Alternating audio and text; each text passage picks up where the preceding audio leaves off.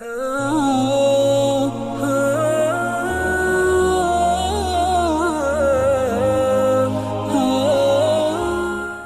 من کسب سیئۃ واحاطت بہ خطیئتہ فاولئک اصحاب النار هم فیہا خالدون۔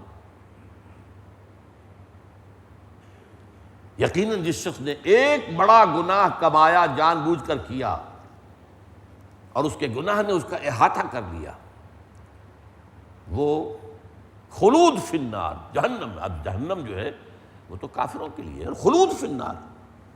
ایک جہنم اس کے لیے بھی ہو سکتی ہے، وہ جو رائے ہے احناف کی کہ اگر ایمان ہے لیکن اعمال صالحہ کا پلڑا ہلکا ہے اور گناہوں کا پلڑا بھاری ہے تو جہنم میں جائیں گے، سزا پا کے نکلائیں گے۔ لیکن یہاں کا خلود، بلا من کسب سیئۃ واحاطت بہ خطیئتہ فاولئک اصحاب النار هم فیہا خالدون، اس میں رہیں گے ہمیشہ ہمیشہ۔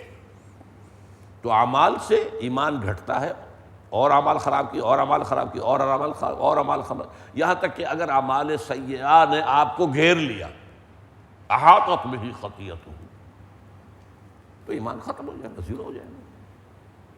اسی لیے علماء میں ایک بات، ایک قول ہے جو کہا جاتا ہے، بہت بلیغ قول ہے، المعاصی برید الکفر۔ یہ جو گناہ ہوتے ہیں یہ ڈاک ہوتی ہے کفر کی، کہ گویا کہ خطوط آتے چلے جا رہے ہیں کفر کے، آپ گناہ کر رہے ہیں، ایک فیصد ہوتے ہوتے وہ گناہ ختم ہو جائے گا۔ اور آیت سنیے، یہ سورہ توبہ کی آیت ہے، یہاں منافقین کا نقشہ کھینچا گیا ہے۔ حضور کی محفل میں ہوتے تھے، وَإِذَا مَا أُنزِلَتْ سُورَةٌ فَمِنْهُمْ مَنْ يَقُولُ أَيُّكُمْ زَادَتْهُ هَٰذِهِ ایمانا۔ جب کوئی صورت نازل ہوتی ہے، نئی صورت نازل ہوئی، اب وہ استہزاء کے طور پر ایک دوسرے کے کہتے ہیں بھائی تم میں سے کس کا ایمان بڑھ گیا؟ استہزائیہ، کیونکہ ان کے ایمان میں تو اضافہ ہونے کا سوال ہی نہیں، وہاں ایمان ہے ہی نہیں، اضافہ کس چیز میں ہوگا؟ وَإِذَا مَا أُنزِلَتْ سُورَةٌ فَمِنْهُمْ مَنْ يَقُولُ أَيُّكُمْ زَادَتْهُ هَٰذِهِ ایمانا فَأَمَّا الَّذِينَ آمَنُوا فَزَادَتْهُمْ ایمانا۔ تو جو لوگ اہل ایمان ہوتے ہیں ان کے ایمان میں لازماً اضافہ کرتی ہے وہ سورت، جو وحی بھی آتی ہے، جو نئی سورت آئی ہے، جو قرآن کی آیات اتری ہیں۔ هُوَ الَّذِي يُنَزِّلُ عَلَىٰ عَبْدِهِ آيَاتٍ بَيِّنَاتٍ لِيُخْرِجَكُم مِّنَ الظُّلُمَاتِ إِلَى النُّورِ۔ اللہ وہ ہے جس نے اپنے بندے پر صلی اللہ علیہ وسلم جو نازل فرما رہا ہے اپنی آیات بینات، تاکہ ان کے ذریعے سے تمہیں اندھیروں سے نکال کر روشنی مل جائے۔ تو یہ اصل میں تطبیق جو ہے یہ بہت ضروری ہے، اور اس کا ہمیں فائدہ کیا ہوتا ہے کہ وہ جو احادیث ہیں جن میں انذار کا پہلو ہے، اب مثال کے طور پر حدیث ہے عبداللہ ابن مسعود سے رضی اللہ تعالیٰ عنہ کہ جب کسی کی وہ اللہ تعالیٰ کسی رسول کو بھیجتا رہا ہے تو اس کے کچھ نہ کچھ حواری ہوتے تھے یا اصحاب ہوتے تھے۔ ما بعث اللہ من نبی قبلی فی قومہ الا کانوا لہ اصحابا وحواریون۔ وہ اصحاب اور حواری کیا کرتے تھے؟ یاخذون بسنتہ ویقتدون بامرہ، اپنے رسول کی سنت کو پکڑ لیتے تھے اور اس کے حکم پر چلتے تھے۔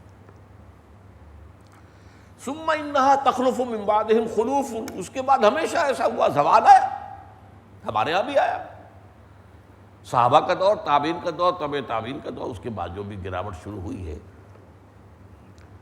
تو اس کے بعد ایسے ناخلف پیدا ہوتے رہے ہر امت میں، ہر امت میں، یقولون ما لا یفعلون ویفعلون ما لا یؤمرون۔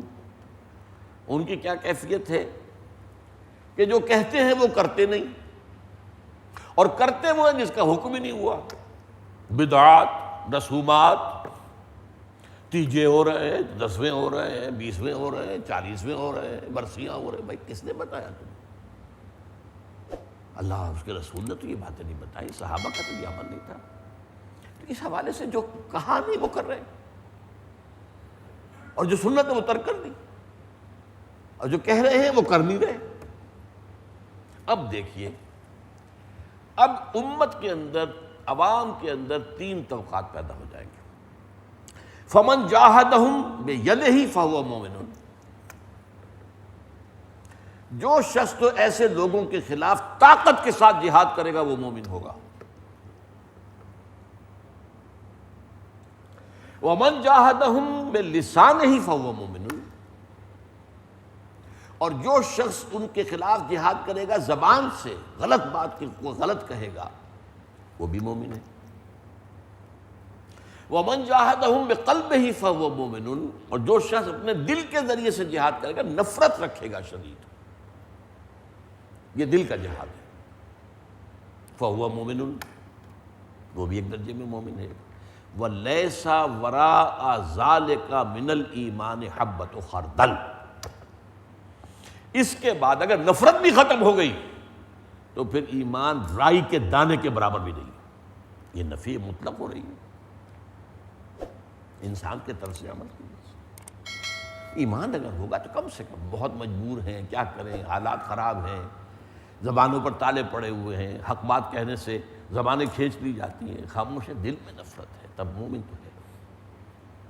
اس سے آگے یہ ہے کہ زبان کھولو،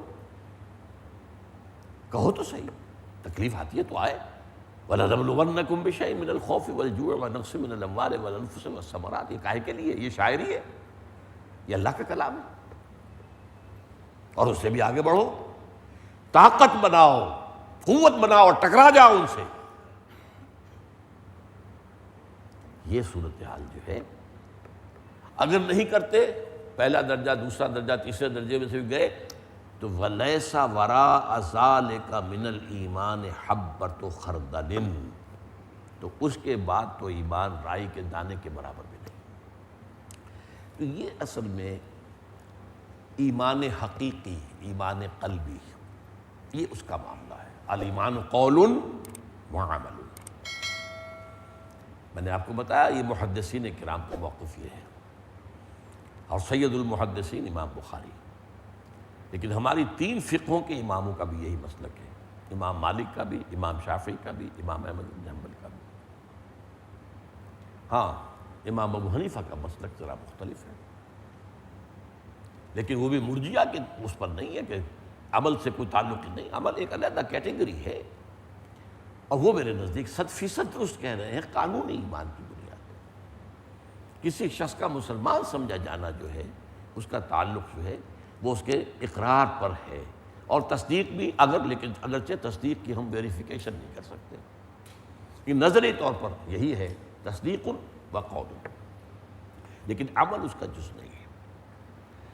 یہ اصل میں جیسا کہ میں نے عرض کیا کہ ایک بہت مشکل جو مسئلہ ہے، اور ہمارے ہاں جس پر بڑے مباحث ہیں، بڑے، اب ظاہر بات ہے آپ کو معلوم ہے یہ دو مسلک ہیں، حنفی مسلک اور اہل حدیث مسلک، دونوں کی اہمیت ہے اپنی جگہ پر.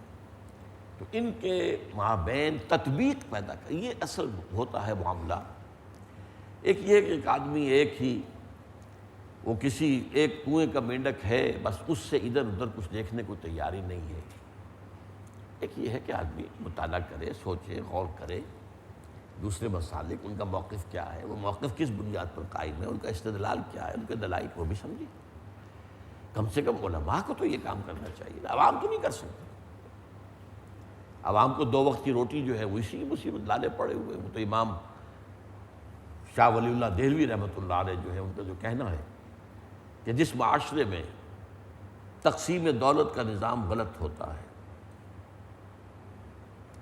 یہ غلط تقسیم دولت کے نتیجے میں 2 طبقے پیدا ہو جاتے ہیں، ہیوز اور ہیو ناٹس. آج کی اصطلاح میں کہہ رہا ہوں، ایک طرف ارتقاء سے دولت ہو جائے گا، دولت کے انبار لگ جائیں گے.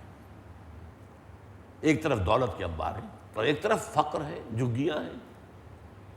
بارش آئی تو ان کی قیامت، سردی گرمی آئی تو قیامت. یہ دونوں موجود ہیں. اب نتیجہ کیا نکلتا ہے؟ یہ 2 دھاری تلوار ہے. جدھر پیسے کا ارتکاز ہو گیا وہاں عیاشی ہوگی، بدماشی ہوگی، عللے تللے ہوں گے، دولت کا اظہار ہوگا، نمود و نمائش ہوگی، تو شیطان کے چیلے اس اعتبار سے بن گئے. اور جہاں فقر اور فاقہ ہے وہ ویسے ہی حیوانوں کی سطح پر آ جائیں گے. لدو اونٹ، بار برداری کے جانور.